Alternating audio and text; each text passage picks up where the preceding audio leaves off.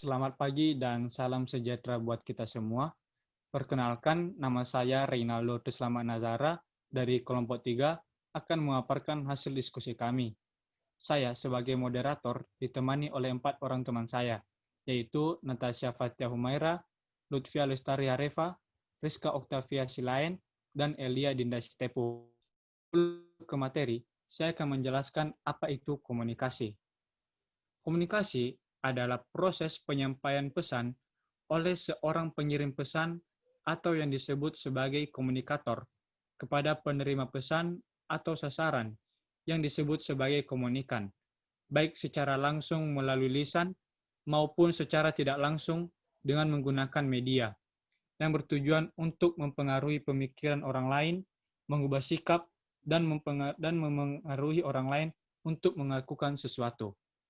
Judul dari presentasi kami adalah Pengaruh Komunikasi Terhadap Kehidupan Sehari-hari, dan dilanjutkan oleh teman kami Natasha. Kepada teman kami, disilakan. Baik, beberapa dampak komunikasi terhadap kehidupan sehari-hari. Yang pertama, membentuk keragaman. Keragaman bisa muncul dengan adanya komunikasi massa. Ini disebabkan karena pertukaran pesan bisa terjadi dari sekelompok masyarakat kepada masyarakat lainnya.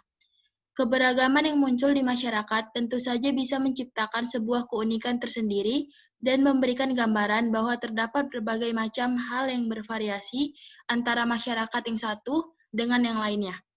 Yang kedua, mempengaruhi kehidupan bermasyarakat. Kehidupan bermasyarakat juga bisa dipengaruhi oleh komunikasi massa.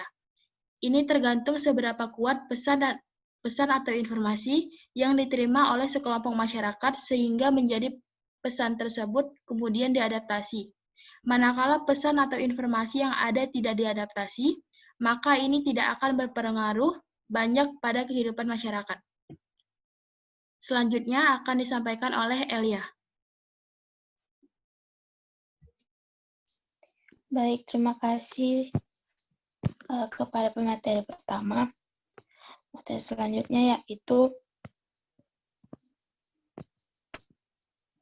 3. Mempengaruhi kebudayaan masyarakat. Proses akulturasi juga mungkin bisa terjadi karena efek komunikasi massa terhadap masyarakat. Budaya masyarakat yang satu dengan yang lainnya bisa saling ditransmisikan melalui komunikasi massa. Ini artinya budaya juga bisa saja ikut berpengaruh. Kita bisa melihat dalam kehidupan sehari-hari, di mana sering terjadi pergeseran budaya asli suatu wilayah, mengikuti budaya wilayah lain yang dianggap lebih berkembang atau lebih baik. 4. Mempengaruhi keinginan. Komunikasi massa juga bisa mempengaruhi keinginan setiap individu yang ada di masyarakat. Ini bisa dilihat dari contoh iklan. Iklan yang ditawarkan kepada para konsumen. Iklan-iklan tersebut biasanya akan menggugah keinginan seseorang dan tertarik dengan penawaran material atau konten iklan tersebut. Ada karakteristik komunikasi massa yang memang khas di sini. Baik, selanjutnya saya serahkan materi selanjutnya kepada pemateri kelima.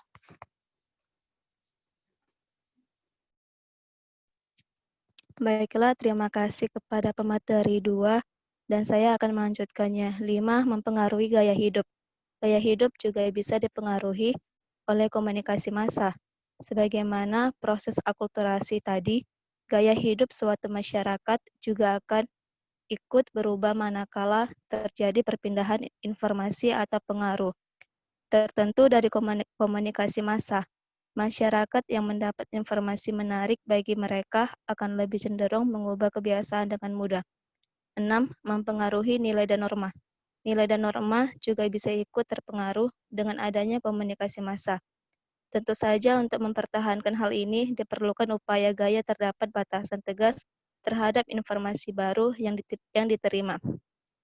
Namun demikian, ini tidak berarti bahwa nilai dan norma yang sudah ada harus diteruskan turun-temurun. Tentunya harus bergantung dengan perkembangan zaman. Etika komunikasi massa harus diperhatikan supaya nilai dan norma tidak mudah hilang begitu saja. Baiklah, akan dilanjut dengan pemateri 6. Baik, terima kasih kepada pemateri ketiga. Yang ketujuh, mempengaruhi pola pikir. Sama halnya seperti mempengaruhi gaya hidup. Pola pikir seseorang juga bisa ikut terpengaruh akibat paparan informasi dari komunikasi massa. Prioritas kebutuhan mereka mungkin akan berubah seiring dengan informasi baru yang mereka dapatkan dan dianggap lebih baik dari sebelumnya. Ke-8, mempengaruhi sikap. Sikap juga akan turut dipengaruhi oleh informasi dan komunikasi massa. Kita bisa melihat bagaimana pola hidup konsumtif bisa saja terjadi akibat adanya paparan terhadap informasi yang sifat sangat promotif terhadap suatu produk. Tentu saja, ini juga menjadi salah satu efek yang sering kita jumpai.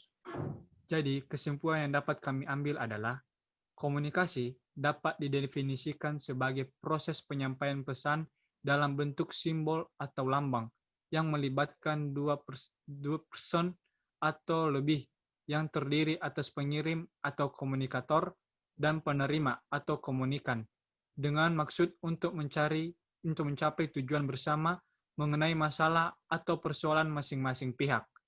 Berdasarkan definisi-definisi di atas, dapat ditarik suatu kesimpulan mengenai makna hakiki komunikasi, yaitu suatu proses interaksi yang di dalamnya terdapat maksud saling melengkapi, memperbaiki, dan memahami persoalan-persoalan yang dialami oleh personil terlibat dalam komunikasi tersebut. Demikian hasil diskusi kami. Bila ada kekurangan maupun kesalahan, kami mohon maaf. Semoga materi kami dapat menambah wawasan kita semua. Saya mewakili dari kelompok 3, mengucapkan terima kasih dan selamat pagi.